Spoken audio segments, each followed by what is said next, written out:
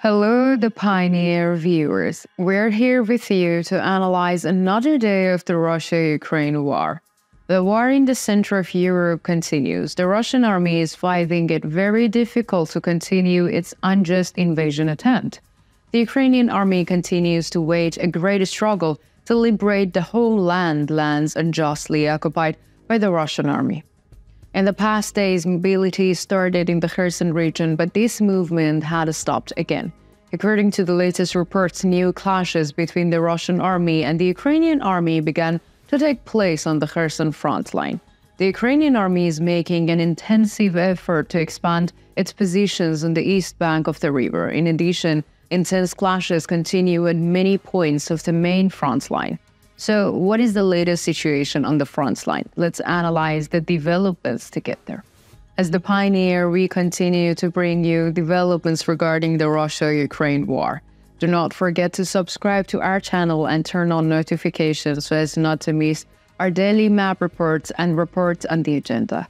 You can also support me and my team by using the super thanks button below the video. Let's start if you're ready. The Pioneer report.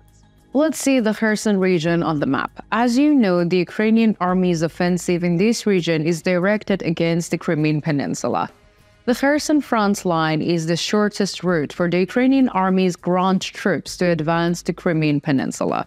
Ukrainian troops need to cross the Dinipro river and advance in this area.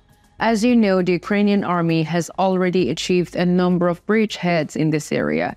After that, it had set new advanced targets in other regions. Recently, we know that the Ukrainian army captured the village of Poima in the southern raid. According to the latest reports, the Ukrainian army continues its offensive in this region.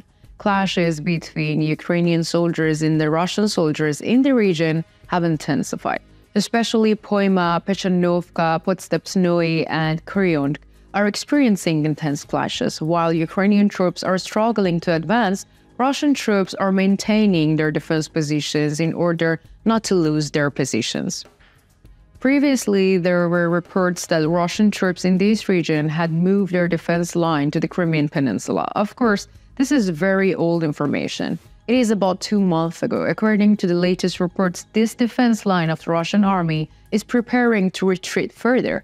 However, these are the claims of local sources. It has not yet been verified. But if interpreted on the basis on this intensify of the attacks, we can say that this claim is quite strong. If the Ukrainian army expands its positions on the eastern bank of the Dnipro River, it will gain a great advantage in the two respects. The first advantage would be, of course, in the offensive of the Ukrainian army against the Crimean Peninsula. The other advantage will be allow the Ukrainian army to open a line from the south on the Zaporizhia front line. Therefore, the situation in the Kherson region is of great importance for the course of the war. I would like to continue our report by analyzing the latest developments in the Rogodny sector of the Zaporizhia front line. According to the latest reports, Ukrainian troops continue their offensive in the region. In particular, we see that the Ukrainian army has increased its attacks in the Nestryanka region. Ukrainian troops want to further expand the advantage they gained in the Rogodny during these attacks here.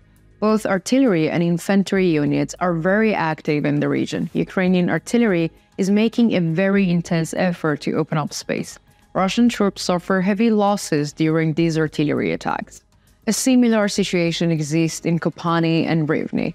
Ukrainian troops are also carrying out intense attacks in this region. We recently see that the Ukrainian artillery units are also active in this region. The continued attack potential of Ukrainian artillery units is very important for the course of the war. Artillery units have a major share in the heavy losses and retreat of Russian troops. In this way, Ukrainian troops put pressure on Russian troops. With the provision of more ammunition support, Ukrainian troops will increase their advantage.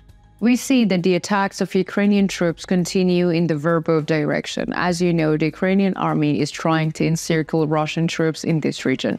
There is an intense struggle. If Ukrainian troops can encircle Russian troops in the region, they will make a significant gain. Russian troops cannot show great resistance against the possibility of this siege. In the coming days, we can talk about the possibility of the Ukrainian army making new gains here. Let's talk about the artillery activity in the region. According to the latest reports, Russian artillery units targeted Ukrainian positions in the direction of Robotny, Malayo-Tokmakcha, Novodanilovka, Shurbianki, Petyahatki, and Lubkov. In turn, Ukrainian artillery units targeted Russian positions in the direction of Zhurbianki, Nestroyanka, Ichenko, and Verbov. I would like to continue our report by analyzing the latest developments in the Wuhldar sector of the Zaporizhia front line. Russian attacks on Stroymersk and Yurkhain, which Ukrainian troops captured, continue. The defense line established by the Ukrainian army is still repelling the Russian troops.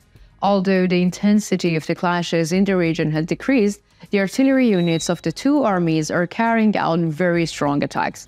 According to the latest reports, Russian artillery units targeted Ukrainian positions in Stroymersk, Yurkhain, Rivnopol, Makarivka, and Novodarivka. In contrast, Ukrainian artillery targeted Russian positions in Zavidnipozharia, Priyotny, Schermelivka, Volyodny, Novodonetsk. I would like to continue our report by analyzing the latest developments on the Donetsk front line. The Russian army continues its advancing effort in the area. These efforts are particularly concentrated in the Avdiivka area. Russian troops are carrying out an intense attack to capture Avdiivka, a strategic point. Ukrainian defense forces are making an intense effort to repel these attacks by Russian troops. According to the latest reports, the Russian armed forces, supported by artillery and aircraft, are trying to advance along the forested area north of the village near Novomikhailovka. Ukrainian troops in the region are responding to the Russian troops quite successfully. On the other hand, Russian troops are carrying out offensive actions in the Mariinka in the town of Krasnogorovka, near Severonoye, on the southern approaches to the Avdiivka near Stepnoe. There is an advance in the Stepnoe area. Ukrainian troops appear to have made a tactical retreat. Let us refer to the artillery activity in this area. We can say that the Russian troops carried out an intense bombardment in the region. The Russian army is trying to open space for itself with both artillery bombardment and aerial bombardment. Despite this, we can still say that the Russian advance is slow. According to the latest reports, Avdiivka, Severini, Nevlysky, and Pervamovsky regions were subjected to the Russian shelling. In contrast, Ukrainian artillery units targeted Krasnohorivka, Opidny, and the Donetsk region. What do you think? Do you think the Ukrainian army's offensive on the Kherson front line will continue? How do you assess the attacks in the region? Do you think the Russian army will succeed in the advancing on the Donetsk front line? Do you consider Ukrainian defense successful? Let me know in the comments. I read and care about all your comments.